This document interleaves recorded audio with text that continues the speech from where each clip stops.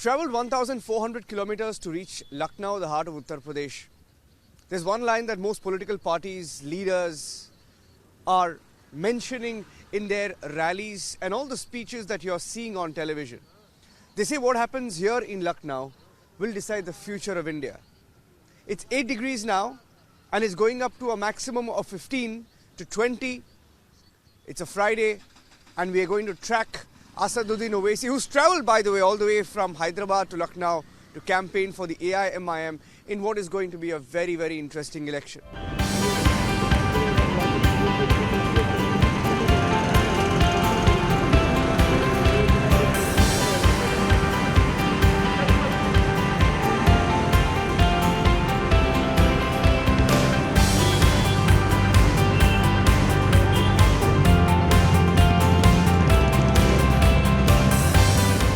It's a very interesting day to be here in Lucknow because today you've had some big leaders switch. We had news of Raj Babbar switching possibly to the Samajwadi Party that we broke here on Republic TV. There is a lot of debate on what's going on vis-a-vis the Muslim consolidation in this election. And you have Samajwadi Party, the Congress Party, the AIMIM and the BSP. So when you have someone like a Yogi Adityanath make the 80-20 comment, and if there is one side that's trying to impose a Hindu consolidation, work towards a Hindu consolidation, Hindu vote consolidation, and you have all these other parties working for the 20%. Now there is a big debate on what AIMIM will eventually end up doing. Will they end up eating the votes or breaking into the votes of the Samajwadi Party, denting their chances perhaps in many such Muslim-dominated seats? It is a possibility. Now, we will try and ask all these questions to Asaduddin Owaisi, who should be entering this venue. Finally speaking to him after many months. In fact, we've been pursuing him and he's been travelling from one location to another. He's just entered the venue and we'll talk to him.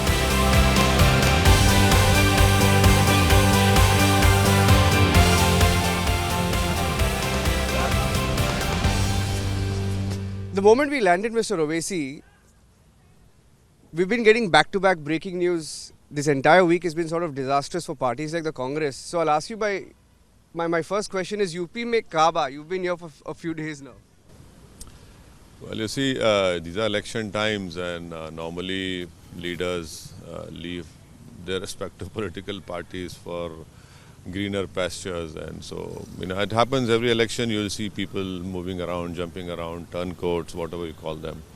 I'm not surprised with our Indian elections this happens, but the way leaders are leaving one particular party, which includes Congress and BJP, it shows that there's a lot of inner discontent and unhappiness is there. So maybe that is coming out now. You see, yesterday there was this Congress heavyweight in Karnataka called CM Ibrahim, and when he spoke to us, he said the manner in which the Congress party has used Muslims and sort of thrown them, he said it's a use and throw policy. And then you had RPN Singh leave on Tuesday saying it's not the same Congress party anymore. Brings me to my question, do you think in this election, more than any other election in the recent past, the Muslim vote is the big factor? You see, I don't agree with you that Muslim vote is the only factor in the UP elections. But unfortunately, every time you see that as if it's been presented in media that only Muslims vote in any assembly or parliament elections. Our elections are very diverse, it reflects the pluralism of our country. But unfortunately, this stereotyping of Muslim vote, so-called Muslim vote bank, there's never been a Muslim vote bank.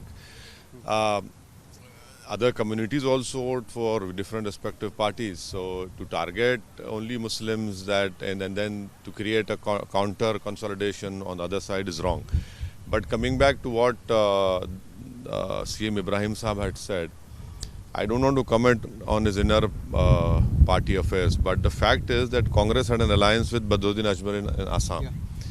They benefited from that alliance a lot.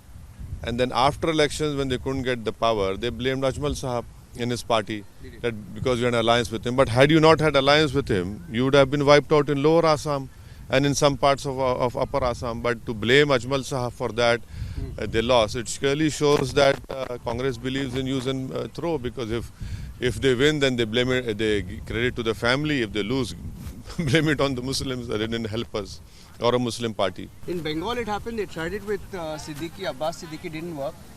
And you've had some comments from people like Tawqir Raza in this election in Uttar Pradesh. So you know what I'm saying. I'm trying to come to the point that they're trying to. No, I don't want to name that particular new news channel on your channel, but a tall Congress leader spoke to another English news channel, and when the anchor asked him about this Maulana, the leader, she said that I have no association with him. They said it on the public as well. They said that. Whereas there are photographs with that Maulana standing with this tall leader. So, I mean, what is this? You can't give dignity and respect to a person who joins your party. I am not blaming the Maulana for joining, that's his personal decision. But if someone comes to you, the basic courtesy demands that you stand with them. Yes, he has joined our party, then you dissociate yourself. What kind of respect and dignity? This is for the Muslim community to see and decide that how, they take a photograph, but immediately within few hours you dissociate themselves from that particular Muslim leader or a Maulana. After the controversy. If not for the controversy, then you would have whatever it is, you see, whether it was a mistake or not, but you stand by your people. This is how you take them along, and then you say, okay, we'll correct them or whatever it is, but you just drop off the hat, you just drop them. You don't know, we are dissociating yourself, but why do you take them in your party? Why did you give them, call them? And now, so this is what it is wrong. So it clears them, it sends a very strong message on how what CM Ibrahim said is right. Use and throw, and that's it. But will you admit that this consolidation is happening? Whether you call it the 80-20 comment, the consolidation of one side? No. I am of the opinion that BJP is indulging in this what we call dog whistle politics for a long time. Why isn't BJP talking about that the recent empirical data says that graduates, technical graduates and diploma and certificate holders, more than 50% are now unemployed in UP. What is the growth rate in UP? 4.88. What is the per capita income? It has gone down. What has been their performance in the COVID second wave? Zero. Why are they protecting their own minister whose son used the minister's cars to kill 4 people? And Hathras happened. So BJP is indulging in this 80-20, which is their consistent behavior. They are ensuring that they don't want to talk about their work, but they want to bring forward their original Hindutva agenda. Am I the only political party contesting in UP? No. There are there's Alliance of Samajwadi, RLD, there's a BSP is there, there's Congress there are different other political parties. But when you lose an election in 2019, with SAPA and BSP coming together, you only win 15 Lok Sabha seats, right? Yeah. Remaining are won by the BJP and the NDA. Then 2017, I contest some 28, 30 odd seats, you still lose. 2014, Akhilesh lose. But the real issue is that these political parties are not willing to say that we are getting the Muslim vote, but we are not getting the non-Muslim vote. You don't have the guts or the courage to say this. But when Owaisi and his party contest, he's going to create a division. But aren't other political parties contesting? For example, look at this hypocrisy. In Azamgarh district, where Akhilesh is the MP, have you ever heard, you must have heard, that the Akhilesh candidate is a father and the other side BJP is a son. He's from BJP. You have Mr. Maurya, who's in Samajwadi, his daughter is in MP from Badayun. You have an ex-MP from Badayun, whose own sister is a Zilla Parishad chairman from BJP. So what is this? Why isn't this being said? I know this hypocrisy which you are practicing, and then you give a ticket to a person from Pratapgarh, who local people say that he was one of those persons responsible for the killing of the DYSP. From Hasanpur, you have a person who says, I'm an RSS Pracharak. So this is clear-cut hypocrisy and double standards practiced by these so-called secular parties. Let me ask you one thing. How do you respond to all these comments that you're the B team of the BJP? No, I have upgraded myself to A plus now. A plus now, yeah. So it doesn't matter, see, the issue is that you get 75% Muslim vote in 2019 and then you still cannot win. Why don't you say that your father's majority in Mainpuri came down because the Yadavs didn't vote for you? Why don't you accept that out of your 5 MPs, 3 are Muslims? And you don't talk about this, but you assume wrongly that Muslims are some sort of a captive people, that they are your prisoners. They don't have the capacity to think independently. They're not able to decide what is good and bad for them. No, we are not going to fulfill your political dreams by only putting chairs for your dais or your munch or put dari on it. Yeah. We also have our hopes and aspirations. We want to fulfill it. And the biggest problem with the empirical data tells you that the most discriminated, backward community in terms of social, economic, education indicators in UP are Muslims. I challenge every political party on this. There's a data to back it up, to corroborate what I'm saying. So let me ask you, if Samajwadi Party is promising... Okay, if Samajwadi Party, BSP, Congress, what is the AIMIM doing differently that people will vote for you here? We are fighting this election in alliance with Bhagyadari Parivartan Morcha, of which Mr. Babu Singh Kushwaha is the convener. The whole struggle is for hissedari. You have all these most backward caste communities coming along with our party. The fight is of hissedari. We want our share in the political empowerment of these communities, which the other parties are not willing to do. So, and then to create a leadership amongst the Muslims which will be independent of these political parties. I can go on and give you so many examples that any neta which is there in SAPA, BSP or Congress, they are not even willing to utter the word Muslims. They're not even willing to utter the word minorities because they want to show that, oh, we are a bigger Hindu than Modi. That is not how you go to election and defeat BJP. You are playing on BJP stuff and you will lose again. Yeah. And as far as the Samajwadi Party and the Congress are concerned, I mean, I saw some of your comments to what Akhilesh Yadav had said, about, they make comments on both sides, right? They try to appease both Hindus and Muslims. I mean, there have been comments, you've questioned some of the comments during elections, they're Janudaris. And then even Akhilesh Yadav seems to be, getting drawn into that game, isn't it? See, I am reminded of what late Arun Jaitley said during the last Gujarat Assembly election. When there is original, you don't require a clone. Exactly. What I have learned politics from my elders, from my fathers, that you don't fight your opponent by going to his ghar jaakar aap apne mukhalif se muqabla nahi karte. You don't fight on his strong points. If you're doing it, then you lose. So I mean, what is the difference between you and the BJP? What is the difference? There should be some difference for the people to decide. But if you merge, if you converge, or if you decide, no, we are going to be more radical or stringent in our approach, better than BJP. You will be better than BJP in governance, in your plan, in your vision. But if you try to imitate BJP, then what the voter will say is we have the original one. You have a strong base in Hyderabad, you have a strong base, I wouldn't say a strong base, but you have presence in Maharashtra, you have presence in some presence in Bihar, and you've come to UP. Let me ask you, and you're very educated, you're very intelligent, I'm sure you have aspirations. When do you think you will be a national party? Do you have some timeline in mind? And where next? Of course, every political party wants to progress. That is the natural thing which every political party wants to do. So we have a presence, rightly said, in Maharashtra. We defeated a 21-year-old Shiv Sena MP in Aurangabad, thanks to the people of Aurangabad. Then we have in Simanchal, the most backward area. You have most districts of Simanchal, the aspirational districts. Again, we won 5 assembly seats thanks to the Simanchal people. So, of course, we are trying our best. Let us see what happens. So it is a hard work. It's not going to be easy task. I know that.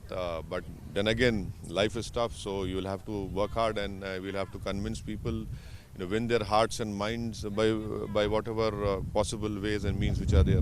You draw crowds wherever you go. So now that the rallies and roadshows are banned, are you finding that as a challenge here? It is, see, everyone is sailing in the same boat. It's not that it's exclusively only for me. But hopefully from today onwards, the Election Commission will be allowing a crowd of 500 people. So we've applied for that also. But then again, you have to use the digital media, you have to use digital campaigning. And maybe this is a blessing in disguise. But yes, we'll have to be ready for all to use all modern tools and technologies to communicate our message so that people can come out and vote on the respective polling dates of UP election. Okay, I have a couple of last questions and then my colleagues are waiting here, Shazia, Himani and Anamika. Yogi Adityanath tweeted this morning, he said, वह जिन्ना के उपासक है, हम सरदार पटेल के पुजारी है. उनको पाकिस्तान प्यारा है, हम माँ भारती पर जान न्योछावर करते हैं. Your response? Well, it was Sardar Patel who banned RSS. The incumbent BJP chief minister should read the letters of Sardar Patel. There's a volume.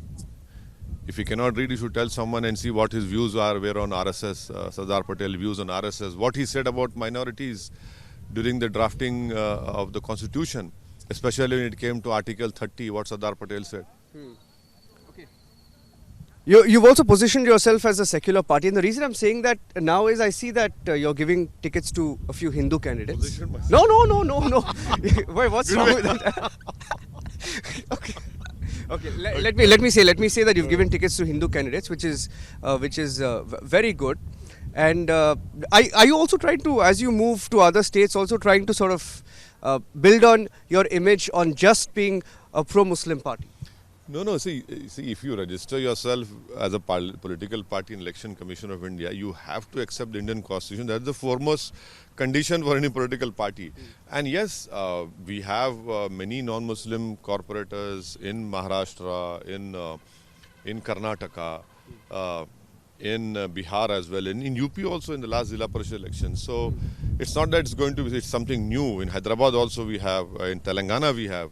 So of course, and of course, the alliance which we are part in Uttar Pradesh, the Bhagyadari Parivartan Morcha is headed by Babu Singh Kushwaha. We decided if people of Uttar Pradesh gives us an opportunity to serve them, the first CM from our alliance would be Mr. Babu Singh Kushwaha, and then remaining 2.5 years would be given to a Dalit person. You say you're a nationalist, right? No, I'm a patriot.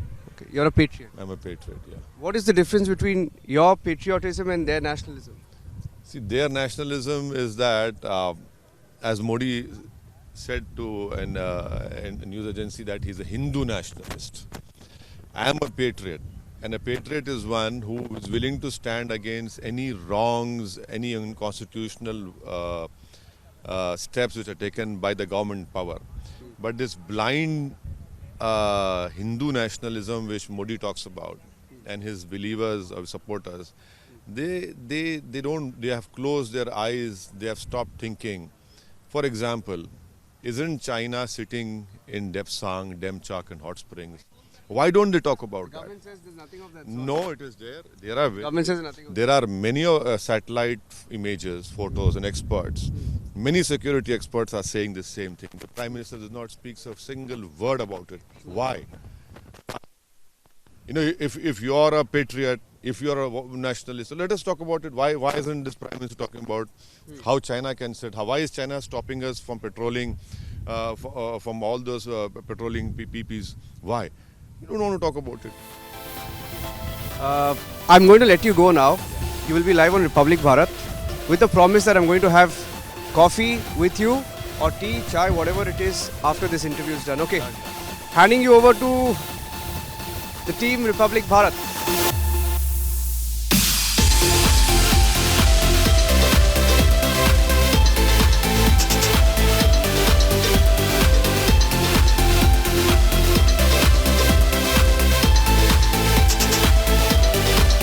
So Asaduddin Owaisi will now be live on Republic Bharat. He's just getting mic'd up, and the team of Republic Bharat is ready for him with the Bharat Ka bus, which by the way has been touring different parts of Uttar Pradesh in this election season. And this will be Asaduddin Owaisi's first interview on the campaign trail with Republic TV 2 weeks before the first phase of elections in battleground Uttar Pradesh. I think the interview is going to begin. So we'll cut across live to that and then come back to you. We'll speak to him after this interview is done. Thanks, शुक्रिया madam, आपको बहुत thank you, बहुत शुक्रिया। Sir गुजारिश है जरूर, अरे क्या बात है। लीजिए पहले लेडीज की फोटो लीजिए मैडम का।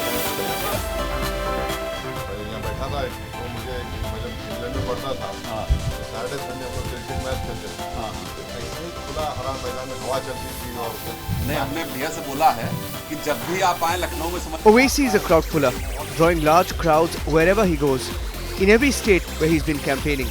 But the COVID restrictions on parties means limited movement and door-to-door campaign at best. Owaisi and AIMIM though are focusing on digital campaigns. He feels this is also an area where smaller parties are edged out. He concedes that BJP is miles ahead in digital campaigns, but he's hoping with the EC expected to allow small meetings, that challenge is soon addressed. So how do you manage your rallies? You do response has been very good. देखे figures देखे तो very good. like you do it on Zoom or? No. What we do. Hoping that physical rallies will be back again. Asaduddin Owaisi has spent about roughly 90 minutes to 2 hours with Team Republic. Thank you, Mr. Owaisi. Thank you, sir. Thank you for inviting me. Thank you so much. Thank you very And much. all the very best for your campaign. Thank you. Okay, All the we'll best. meet again. Sure. Thank you.